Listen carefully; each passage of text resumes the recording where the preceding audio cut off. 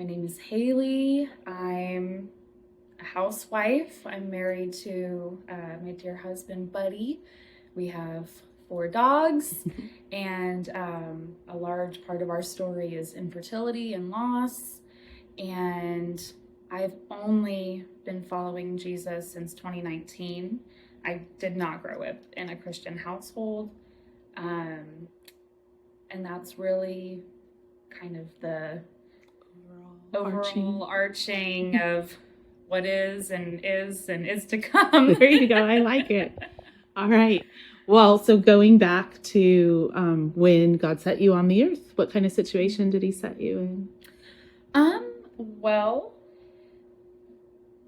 I'm just going to speak very candidly. I'm not really sure that my mom wanted me. And when she met my dad, she was in the Navy and my dad was a Marine. And I think she was just kind of looking for a way to get out of the military. And so she got pregnant. And from what I understand, she lost that baby. But by the time I was conceived, they'd gotten married in a fever, if you will. And I think even in utero, there was just something detached where it was like, there was a detachment. And I love my mama and I've forgiven her. I forgive her every day and she's in my life now. But this is a lot of, I guess, at the core of what the Lord's been doing in my identity. Because I think identity is really, if my story had a theme, it would be that. That's the journey I've been on. And so I was born and my mom had a son already. She was a teen mom. And so had him, and then my mom and dad had me and another brother.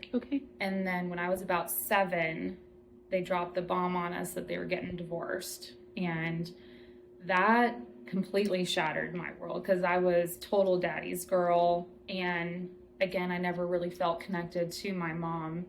So it was like, okay, not only are y'all getting divorced, but she's taking us to California. We lived in Texas at this time. And so my world got turned upside down. And it was really hard because I didn't experience my dad fighting for us. I know he would probably explain it that he was just so heartbroken that his, wife just came and basically said, I don't love you anymore. And now the kids are getting taken away. But me, that little girl, Haley, all she knew was her knight in shining armor was not fighting for her. And mom, who really didn't seem to give a hoot, was going to be who I was getting stuck with. So mom moves us to California and we move in with her mom. And we're in the Bay Area. And my mom ends up reconnecting with like a childhood friend that she grew up with. And they end up getting married. And they have my youngest little brother, who is like my heart and soul. That is my baby. I was 9 years older than him, so it really was like, that's my baby. So we all come together, this blended family, and we move up here to Cameron Park, and it's just rough. How old are you? At this point, I was 9.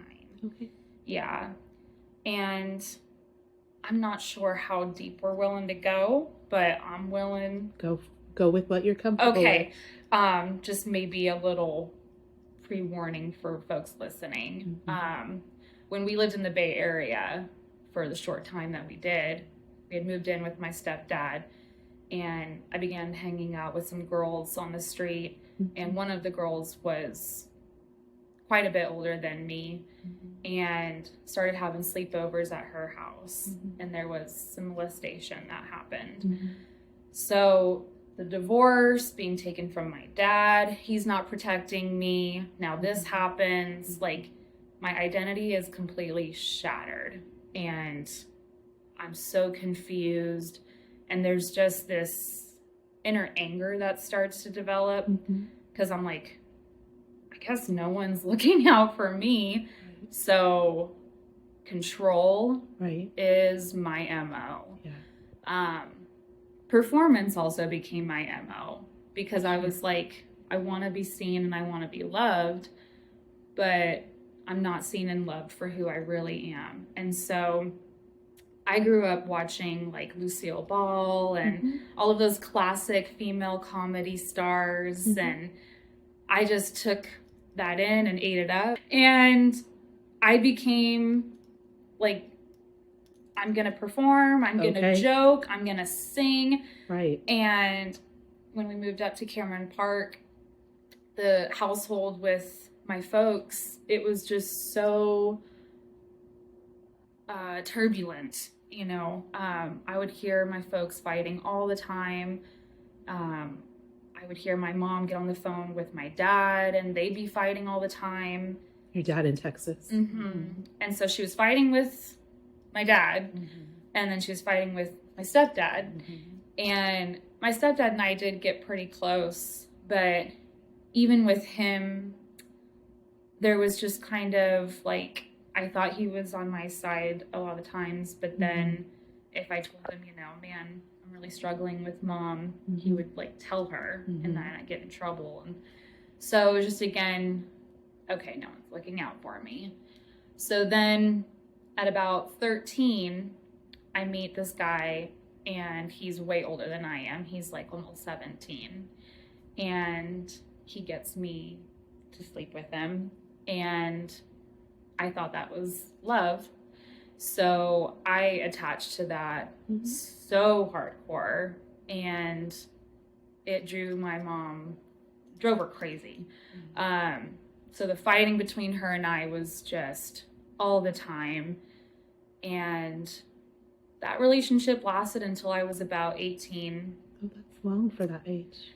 Yeah. And his whole thing was he was going to join the army, and he was very controlling, and he was like, you're just going to follow me.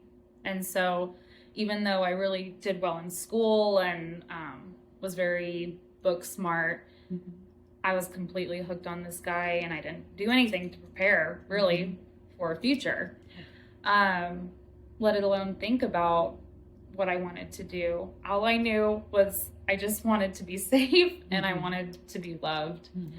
And so I think it was about September of my senior year, he drops the bomb on me. I'm breaking up with you, and I've actually been seeing someone else for like the last year.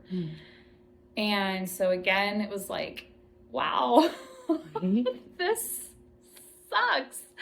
And so then, you know, my stepdad did give me some really great advice, and he said, Haley, you just need to hit the reset button and start over and like go figure out who you want to be. And I'm really grateful for that, because I went and I joined the rugby team, and I was just like, I'm gonna go and just be like free balling basically. And so that was wonderful, and that was my first sense of like camaraderie with a group of, you know, girls my age and everything, because I had missed out on all of that throughout high school. I didn't have hardly any friends because my identity was this dude. And so my coach was an Army recruiter, and I went to my mom and I was like, you know, I really need to figure out what I'm going to do after high school. And, you know, I would really love to become a hairstylist. Like, my dream, because I've always loved movies, I've always loved acting and just being on, you know. And of course, that's how I learned to survive. But I was like, Mom, how cool would it be if I learned how to do hair and like did hair for movies one day? She completely shut it down. And she was like, you will never do that. And you need to just go get yourself a secure job. That crushed me. That was like the nail on the coffin for me of like sharing with her. Yeah, I mean, I was just like, you really don't know me. You don't know like who I am and just my heart's desires. And so I kind of just shut down. And so I was like, okay, well, what should I do? And she was like, you need to go to your coach and you need to enlist in the Army and you need to go do that and let that determine your next steps. And looking back now, this is not the body of a soldier. This is not the mind of a soldier. And the fact that she even recommended that was just another, like, you do not know me. And I think, I think she wanted what's best for me. Right. And she had her own stuff she was dealing with and her own woundings that she's never dealt with. And so I joined the Army and I get to Fort Sill, Oklahoma. Okay. 0 out of 10 stars. Do not recommend. But I get there and I just have a full-on panic attack. And I am just immediately regretting my decisions. And so I go to, I don't even remember the terminology, but I go to who's in charge of my group. And I basically say, like, I'm going to kill myself if I stay here. I'm not doing this. And so then I get like a medical discharge and I come home and my mom is absolutely, like, I would say disgusted with me and just looked at me like I was a failure. And I was like, okay, like, enough with you. And so I called my dad in Texas and he drove out and got me, which that was really healing. Like, that drive to Texas with him is a very fond memory because I was like, okay, like, my daddy loves me and is like saving me from this situation. And so that was really awesome. The time between, I think, like 18 and early 19 years old was a really awesome time because I really was like, okay, what is it I want to do? And my dad was so supportive. And this was kind of him getting redemption of time with me that, I'm your dad. I love you. I support whatever you want to do. So I started going to school and in Texas. Just like college. And I got a job as a server at Chili's and life was good. But then I got a little hog wild and I started drinking very heavy and I got totally wrapped up in that scene. And my dad was so supportive that he really was like, you can do anything you want. So I started hooking up with like all of these yahoos and I had a guy that like stole all of my money I had saved for my textbooks and just, again, my identity was looking for a man to be the end all be all and just kept getting hurt and disappointed. And so then I was hanging out with a guy who was a friend and we were kind of talking about having like a friends with benefits situation. And then he invites this other guy over and they proceed to rape me. And so that was something I shoved way, way down. And I came home and was like, I'm not doing the like hookup thing anymore. I'm just gonna be me and my girlfriends and that's it. Did you share with your dad? No. I actually buried this so deep that it wasn't until a doctor's appointment last year that it even resurfaced. Because of the trauma that happened. It physiologically changed me. And as like a sidebar, I have endometriosis and fibromyalgia, and a lot of people don't know, and there's more research being done about the connection between trauma and a lot of like autoimmune diseases. Yes. It's crazy. The body is nuts. But God bless that doctor who actually saw me, because it was just like a regular checkup, and he noticed how much pain I was in, and he was like, that's not normal, even aside from endometriosis and everything. And that, I think, was the Lord's mercy of like, it's time to deal with this. Yeah. Well, and you're seen. And I'm seen. Yeah, 100%.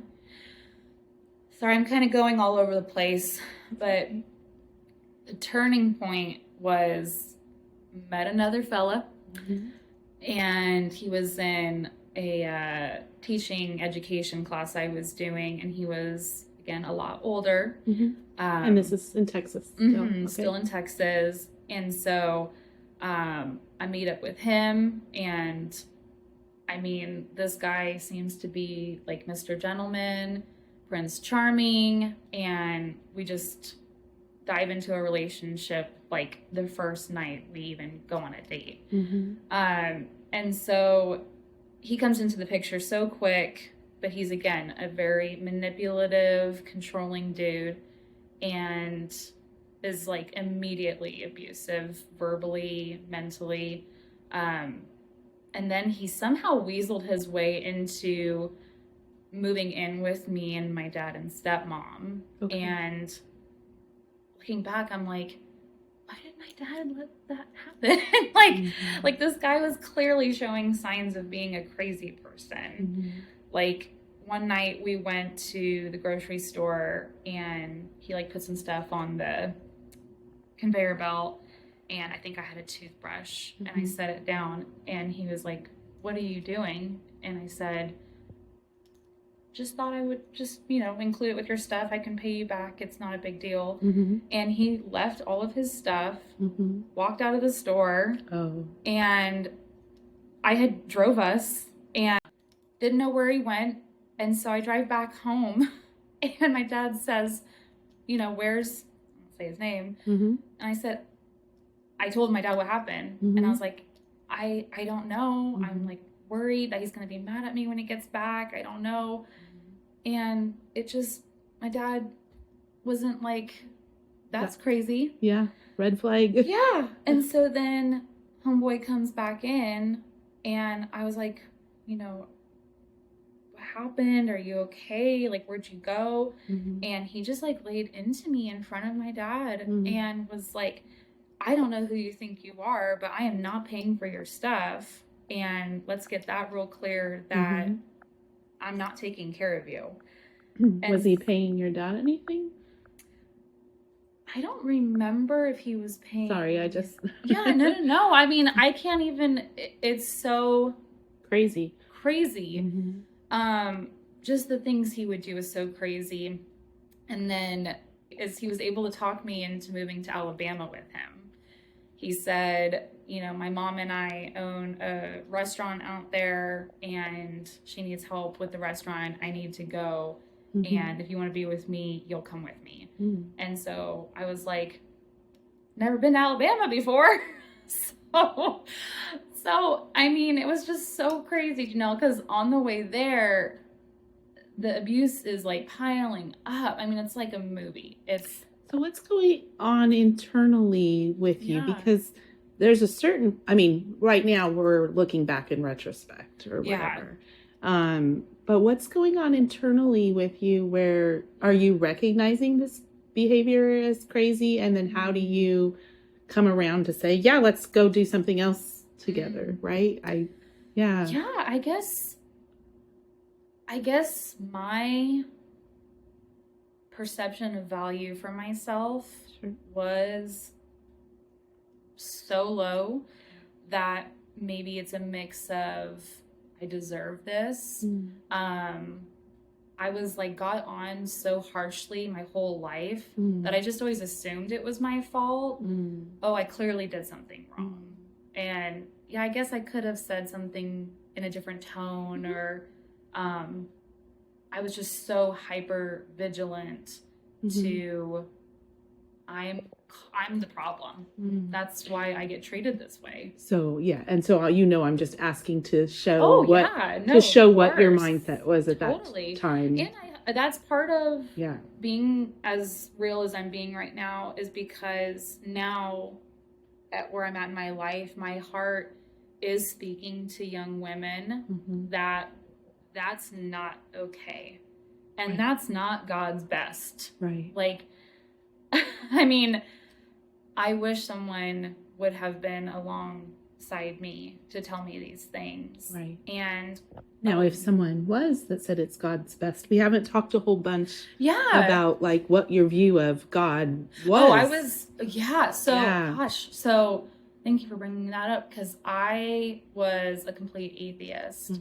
And this guy that I got into the relationship with was also very, very atheist.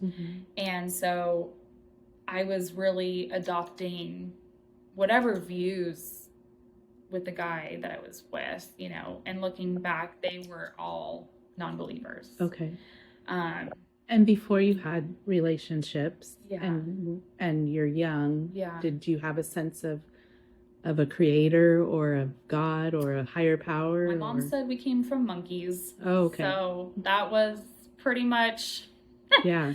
as far as any sort of philosophical anything. But I will say I had friends, you know, in elementary school and everything, who would invite me to a youth night here and there. And I really took to the communal aspect because I was so desperate for community and love that I would notice, even as a child, the shift in the atmosphere in those places versus what I was used to. And I think those are little nuggets and like little kisses from the Lord of like even distinguishing between like I assume you went to public school. But it wasn't the same thing. You noticed something different from public 100%. School and doing a youth event. Like, okay. Just a resounding joy. And like everyone at youth wasn't, you know, perfect and everything was going perfect, but it just seemed like the way they carried themselves, there was something carrying them, if that makes sense. And that's even what I noticed and actually how I came to the Lord later in adulthood. Okay. But basically, Alabama does not go well. Okay. He begins to get physically violent, and I can't remember even what we were fighting about, but one night he gets me by the neck and he holds me up against the wall, and he's like not stopping.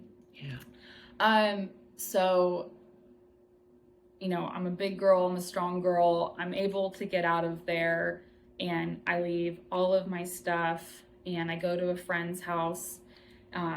Thankfully, she and her husband like welcomed me to stay there in Alabama. And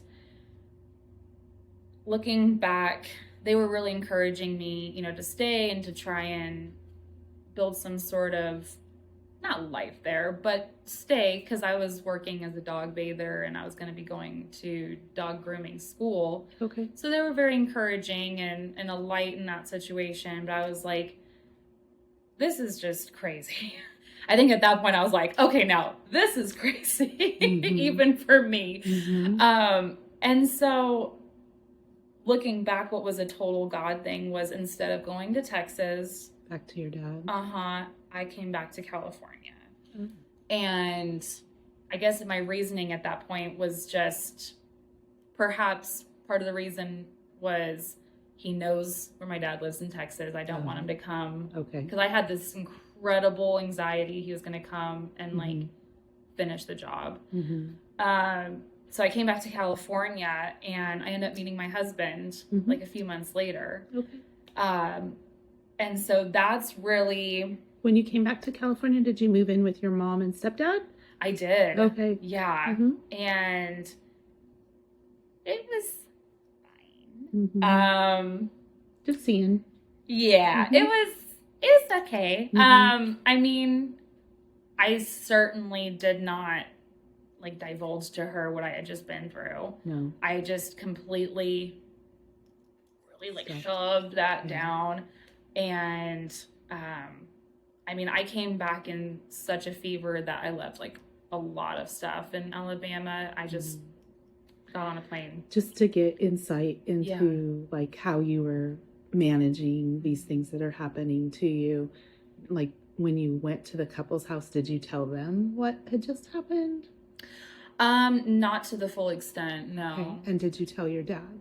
No. Okay. So I'm just trying to show like that this is how you're handling it. You were handling it. Yeah. You were controlling it. What part that you could control. Yes. I mean, I was 19. Yeah. I thought I knew everything, but I knew nothing. Right. I knew nothing. And all I knew was, dang, that was so scary and so painful. And I was feeling, I think, mostly shame.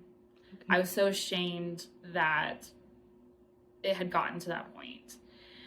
And so I really kind of wanted to like pretend that it hadn't happened, and came back to California just like ready to put on, you know, a pair of fake teeth and a wig and do a skit and just, let's just go for it. And so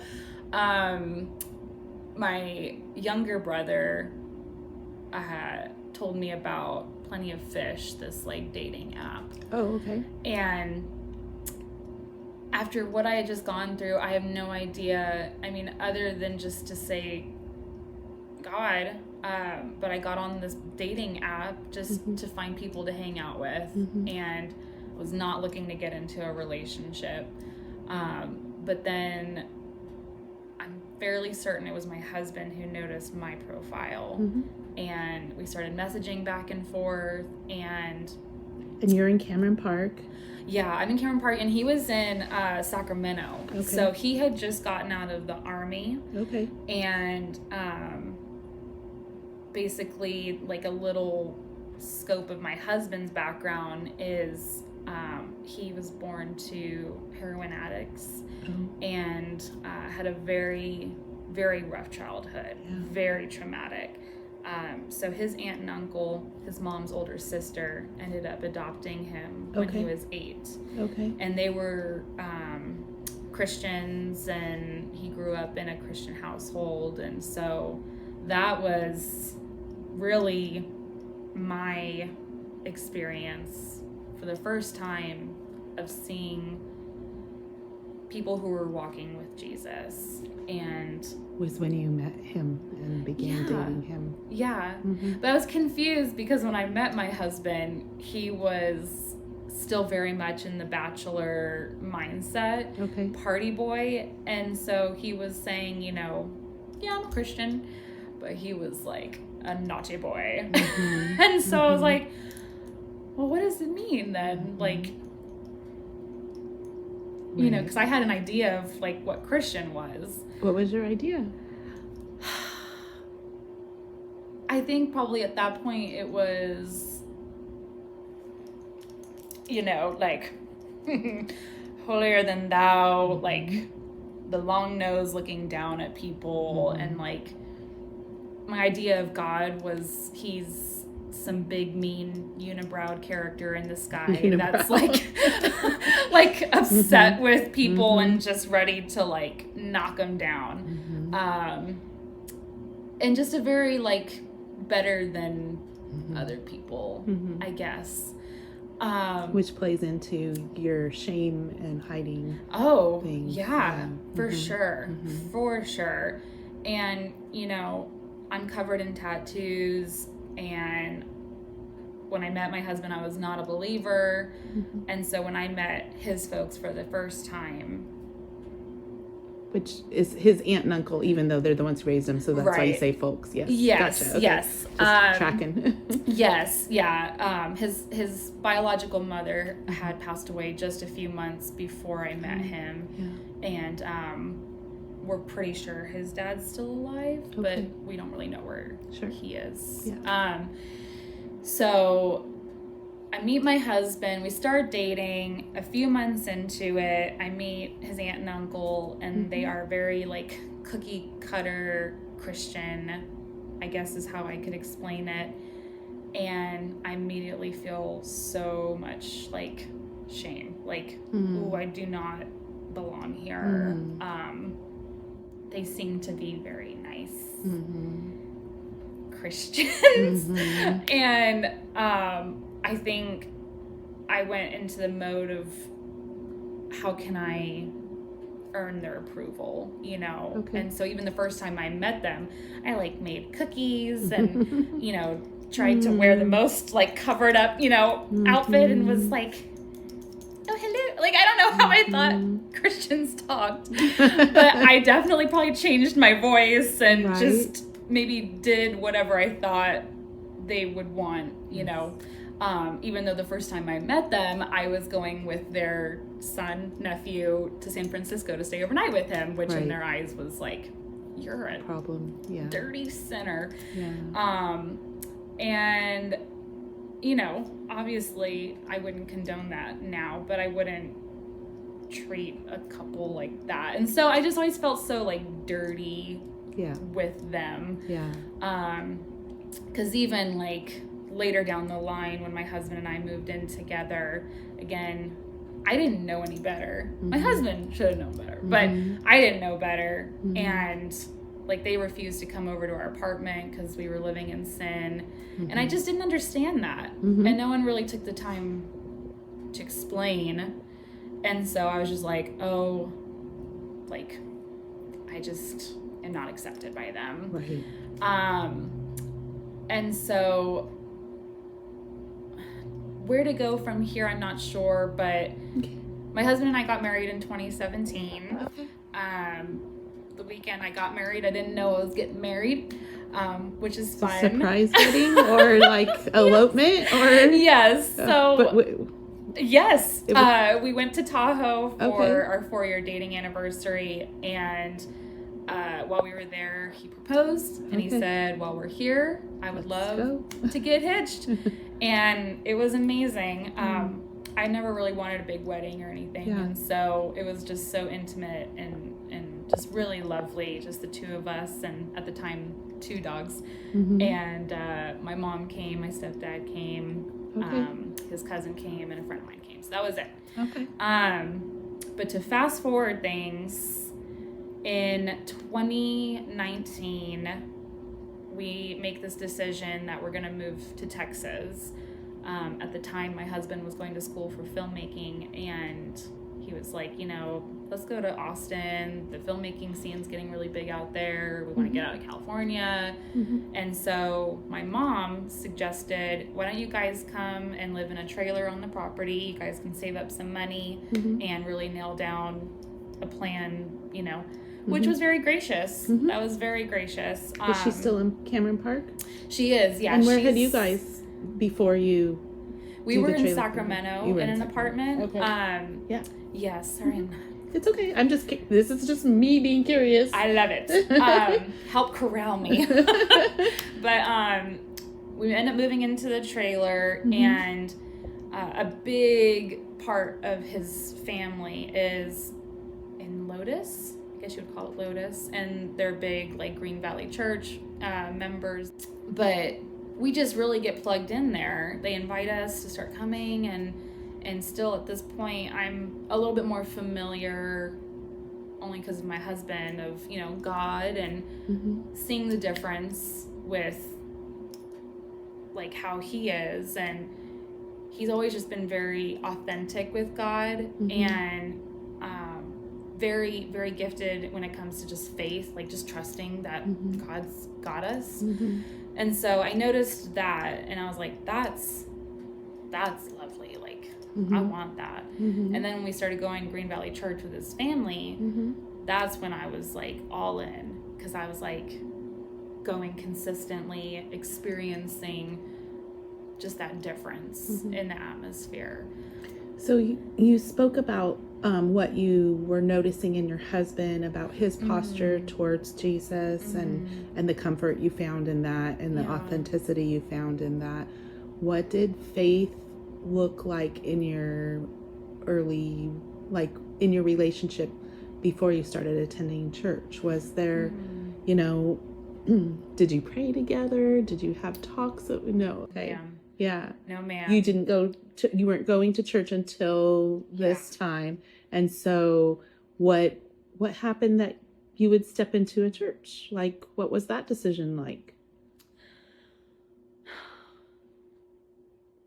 I think I was just getting hungry for something different. Because at this point in our lives, again, just to be fully honest, we were drinking and doing drugs like nobody's business. We were in the party scene downtown Sacramento, very hot and heavy when we lived down there, and it continued when we moved up the hill. And so that was really getting old. Okay. And so just the long history of garbage that happened to me, along with the drugs and the alcohol, and just feeling so out of control. It seemed like when I was going to church and hearing the messages, this was peace, and this was something where I could let go of control and let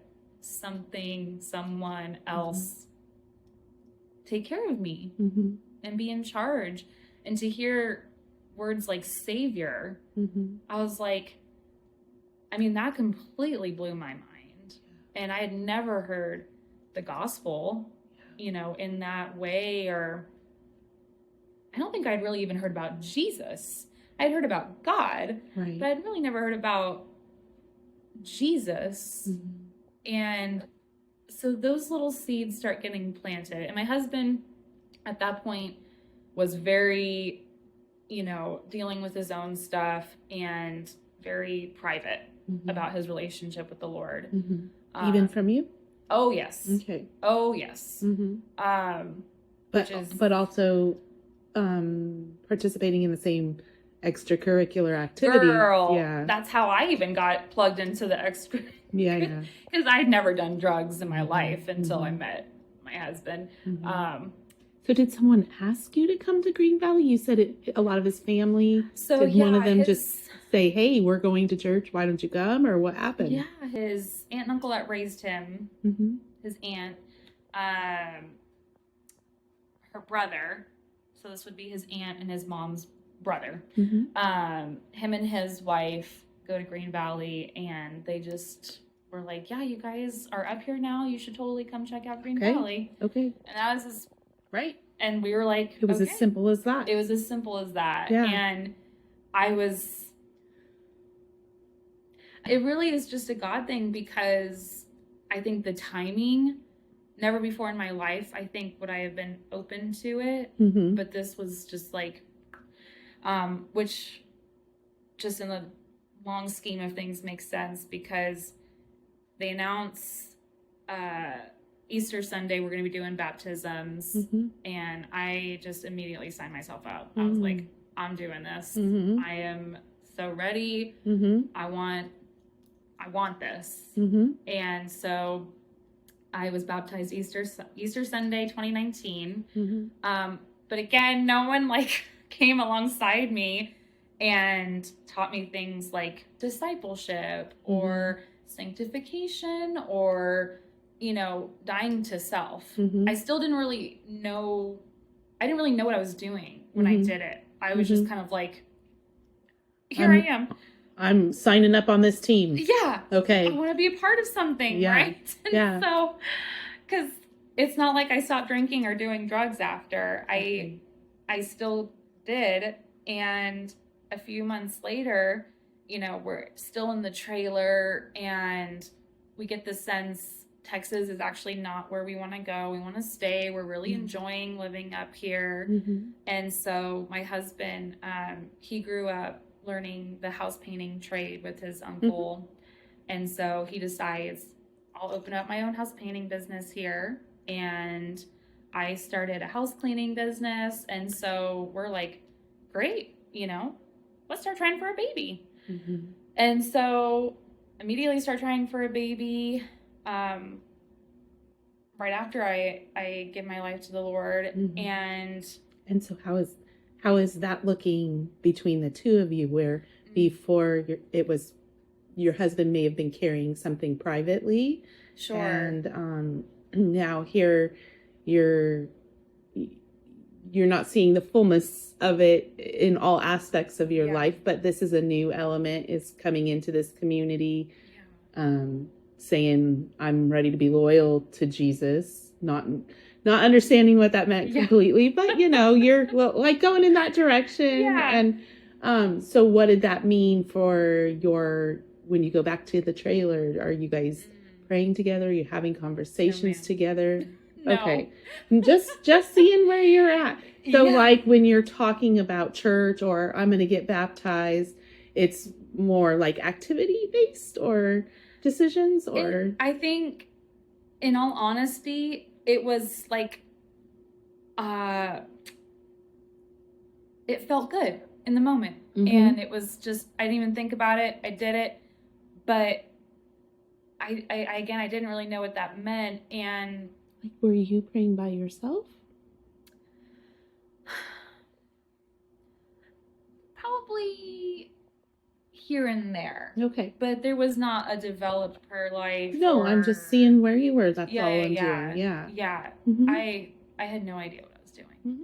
And then, boom, I get pregnant and I immediately miscarry. And that was like, I gave my life to Jesus. Like, everything is supposed to be good now. And so I was like, wait a second here. Again, I'm like, what does it mean to be Christian? What does it mean to be Christian? And all the Christians around me that I knew were, and I love them. I love them so much. This is not to dog anyone, but it was like nice Christians. I'm doing alcohol and drugs and going to church pretending like I'm not, and trying to find still like, who am I? Right. And now I just lost a baby. Like, right. And so I did a complete 180 and I dove into the bottle, like hardcore. If I could drink, I was doing it. And so months keep going by. I keep getting pregnant and losing babies. Is your husband following you in your behavior of? Oh, definitely. Yeah. Okay. Oh, definitely. Yeah. Yes. And it was completely how we were dealing with it. And so. And are you still going to church? Here and there. Okay. Yeah. It was not consistent. And then when COVID happened, we finally moved into a little house in Placerville. And before COVID? Before the shutdown? Yes, ma'am. And so we move into that house, and I mean, we're like right walking distance to Main Street. Okay. And that was a perk because we were just going to the bar like every night, drinking all of the things. And then it was 2021. I want to say 2021. We moved into a house next to New Wine. Okay. And the house we moved into, I'm not sure if you recall, sweet little Roman Lopez. Yeah, I do. That was the house we moved into.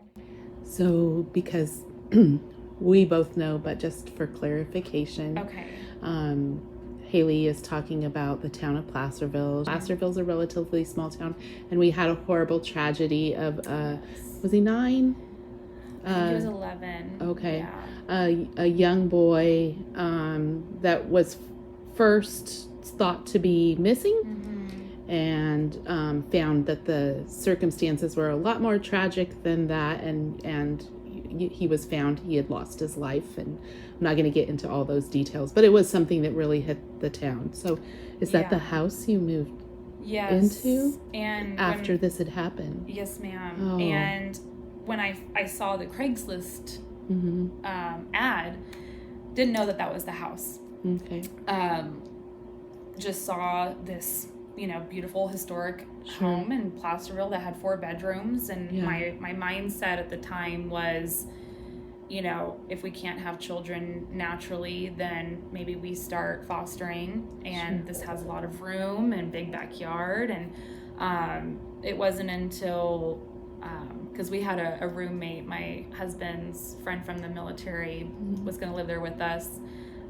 He plugged the address into Google, and it was him that was like, this is that house. And so we had a conversation about it and talked a little bit, are we comfortable with this? Because it was still very fresh. Yeah. And the parents had not been sentenced yet or prosecuted? Even arrested. Oh. And so even the there was a landlord was like, I don't think they did it. And you guys shouldn't have anything to worry about. And so we moved in, and this is actually how I met my beloved Becca Scher. There was a lot of press that was still trying to get info on the house and all of that. And I think it was Instagram. Becca slid into my DMs and was basically like, I'm, a pastor over here at New Wine. If you guys run into any issues, because the camera crew would come and park in the New Wine parking lot. So I was getting a little wigged out. Sure. Because I was like, I've in my head, in my imagination, I've already built this beautiful life in this house, because it was a gorgeous house. And I'm like, these, camera fools are messing with my... Well, and things are not resolved yet. Yes. Yeah, in the case. Yeah. Yes. So Becca basically is like, if anyone's messing with you guys, please let me know. Sure. And I will come. And so she gave me her number, and I think it was her mom, Cindy, was in the parking lot, and that's how her and my husband met. And so it was actually that encounter that we got the invite to come to the church. And so we get invited to come, and I think it was Palm Sunday 2021 that we get invited to come. And we come in, and it's just a real small church. There's maybe 15-20 of us. And so having gone from Green Valley to that, I was like, what is this? And so we come into that situation, and it's not like you can just, hide in the back. Nope. It's like, oh, we have new people. Yes. So we come in, and we are absolutely huddled into a hug from just everybody. Welcome. And Becca, I think, had maybe told the congregation kind of about us, because they had been praying about who was going to move into that house. So they were just very excited to meet us. And likewise, we were both just because our MO was to sneak out to the exit at Green Valley as soon as it was done. Right. And so basically we get... And you live next door. I know, which is totally God. It's such a God thing, because we had really stopped going to Green Valley because we were so heartsick and so I would say I was angry at God for sure. Yeah. I was like, another father who is not protecting me. Mm-hmm. So we started going to New Wine, and it's different in the best way. Mm-hmm. I love it. Mm-hmm. And it's just kind of an open forum. Mm-hmm. Folks are really allowed to share what's going on in real time in their lives, and we will stop the service to literally put our hands on and pray over people. Mm-hmm. I mean, I've seen miracles happen. I have seen the wildest things. Mm-hmm. And so we start really kind of sharing our story, you know, about the infertility, and I was working a bit less because of all of my physical stuff with endometriosis. Mm-hmm. And it was getting like hard to even work. And so I was home a lot. Mm-hmm. And I was drinking a lot. Mm-hmm. And wasn't really telling anybody about Sure. that. That was my like security blanket. Mm-hmm. And so one day at church, I think Buddy was working, and I can't remember what Cindy said, Becca's mom. Mm-hmm. Maybe something about like trusting God, or, you know, and I'm like stewing. I'm like, And so she like looks at me, Mm-hmm. and she's like, Haley, do you have something you want to say? Mm-hmm. And I go, yeah, I do. And so she brings me the microphone, and it's like the lid flaps open, and I'm like, I want to die. I hate it here. Mm-hmm. I have no purpose. Mm-hmm. I don't understand what this is all about. Mm-hmm. And if God is so good, Mm-hmm. why does he keep taking my babies? Mm-hmm. And then I just like lose it, and the flood breaks. Mm-hmm. And everyone just came around, and it was so beautiful because no one said anything. Right. And they didn't try to fix it, and they didn't try to correct you, slap a scripture on me, or, you know, and Yeah. and there's a time for that. But Sure. Later, Cindy texted me, and she was like, Haley, I've been praying this for a while now, but I have a prayer counselor that I've seen, some of us have seen, and I would like to scholarship you to go see her because I think you need this. Mm-hmm. And so I was like, it beats what I'm doing at home, so right. I guess I'll go. And so I apologize, this is so long-winded, but basically I go and I start seeing, I'll refer to her as Miss Brenda. Mm-hmm. And Miss Brenda completely changed my life. Mm-hmm.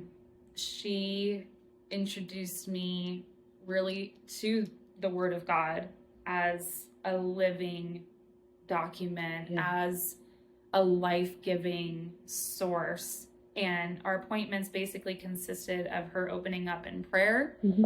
and allowing the Word to just completely, like Jacob wrestling with the Lord, like in my heart. Yes. And I was so overcome that slowly, like, the bitterness started peeling back. I was still drinking, mm-hmm. and I wasn't letting anyone know about that. And mm-hmm. so then in November of 2022, I have this encounter with God that changed like everything. So I had gotten blackout drunk the night before, mm-hmm. and I knew I had, because I woke up to Bud and he was like totally standoffish. I'm like, oh God, what did I do? Mm-hmm. And he's like, babe, this has to stop. Mm-hmm. So I'm driving down to my appointment to meet with Miss Brenda, mm-hmm. and I'm like, I'm not ready, God. Like, I know I need to give this up, but I am not ready. And so I'm like, so I'm not going to talk about this. I'm not going to talk about this. And so I turn on Metallica or something, mm-hmm. and I'm just like, mm-hmm. you know, mm-hmm. And then but at this point you are talking to God in your own time. I am. Yeah. Yes, ma'am. Sorry. So No. New Wine, I begin to start really learning more about a relationship with God. Mm-hmm.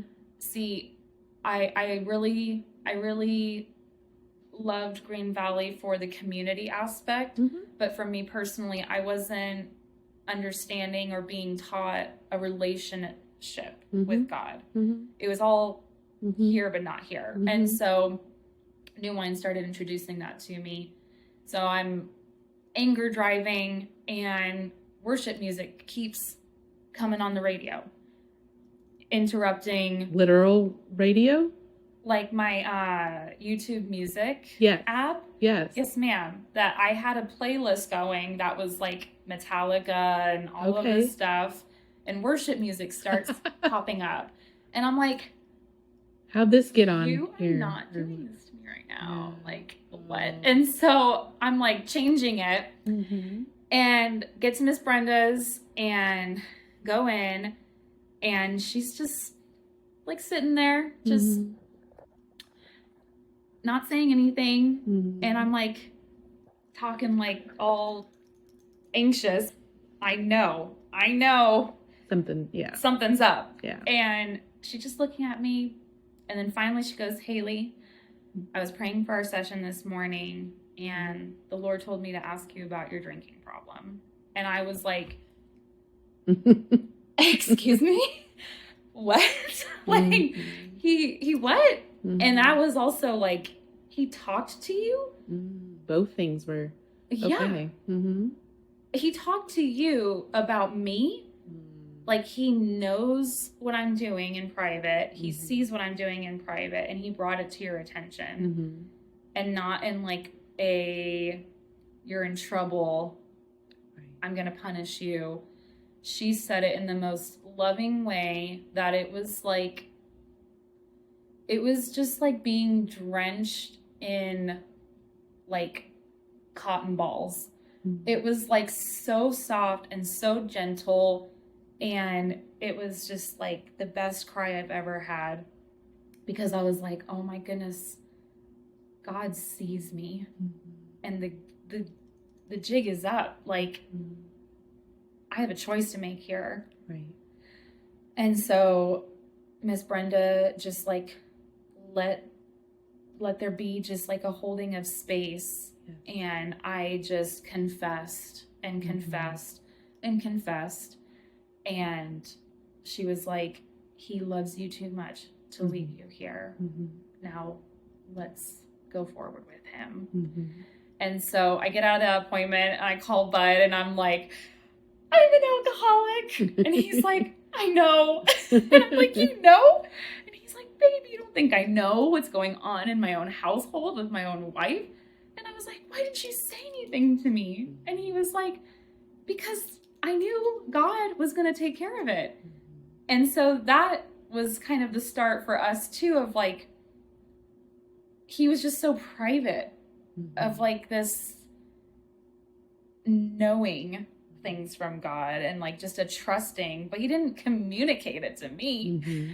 But looking back, I think because he just understood, God will get a hold of her in his timing. Mm-hmm. I don't need to be the one. Because if I try, she's gonna probably fight me. Mm-hmm. So, Right? So this really started a process with Miss Brenda, and I ended up seeing her for, gosh, I think like a year. And so many incredible things happened in those appointments. That November, like, I stopped drinking completely. Mm-hmm. And there's only been just a few times in between of having some drinks in a night. But other than that, for about almost 3 years now, this November, it's November. It is. Now. Yes. 2025, and you went in 2022. Yes. Just about 3 years sober, you know, given those exceptions. But that completely changed our lives, because a year later, my husband stopped drinking. And in the time I was going to Miss Brenda, I was really starting to get a sense of like hearing from the Lord. Yeah. Like I started having visions. Yeah. I know this might sound a lot like crazy, but God's a wild God. He's a wild boy. And I think it took being sober to finally see. And so I started having visions. He told me to go to Bible school.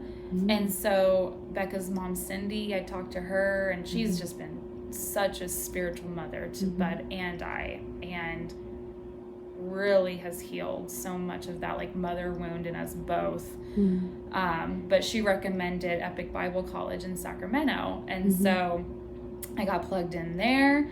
I just finished up my time there this year, and was studying biblical counseling. So that was also like total healing for me. And I mean, just learning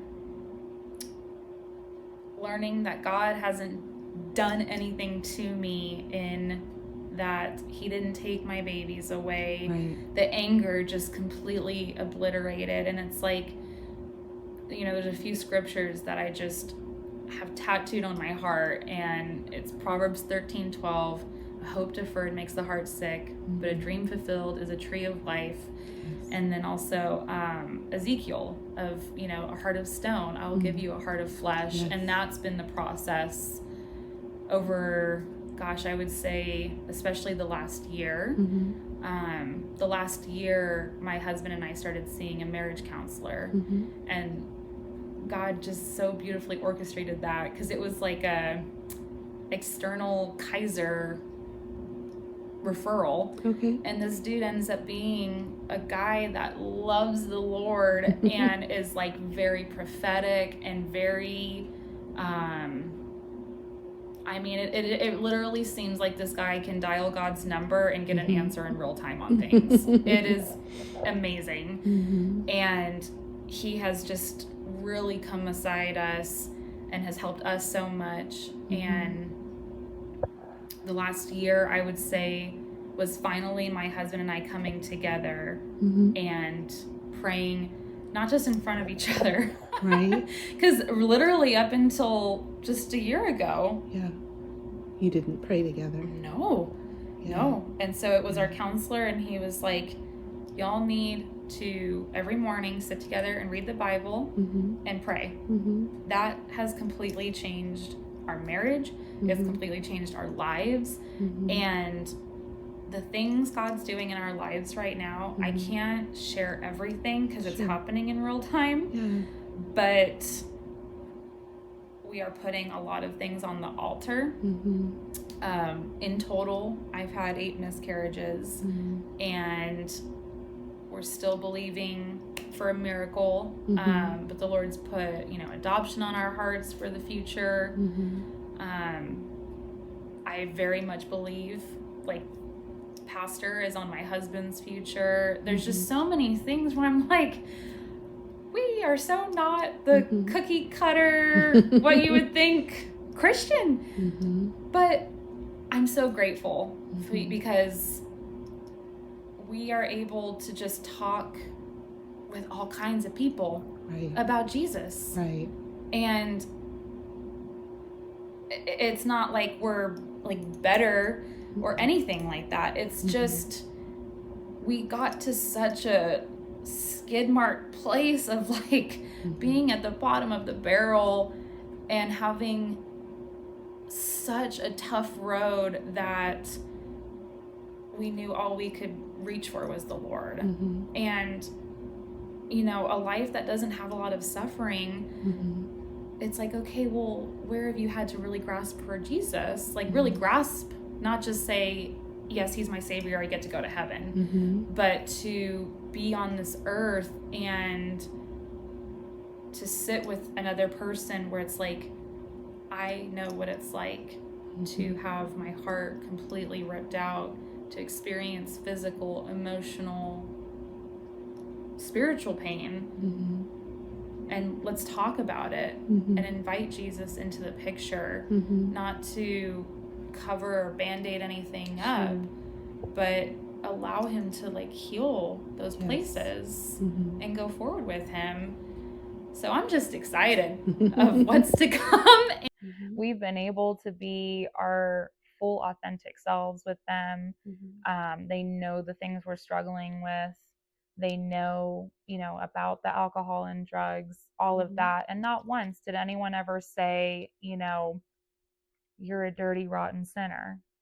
I think that's just showing to me right now, even perhaps some healing that's still needed is, along the way, there have been Christians who have caused a lot of hurt in my life and a lot of adding on to that shame.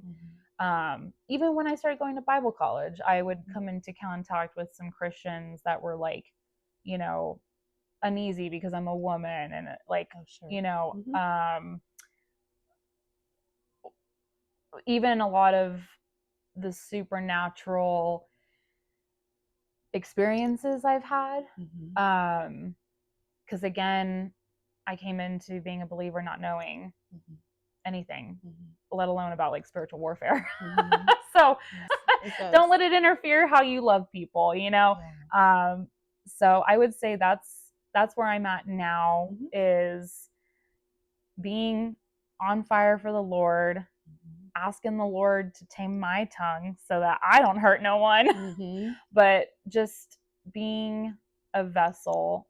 And it's in Jeremiah where it talks about a leaky cistern where water pours out, and that happening when people seek things other than God to comfort them.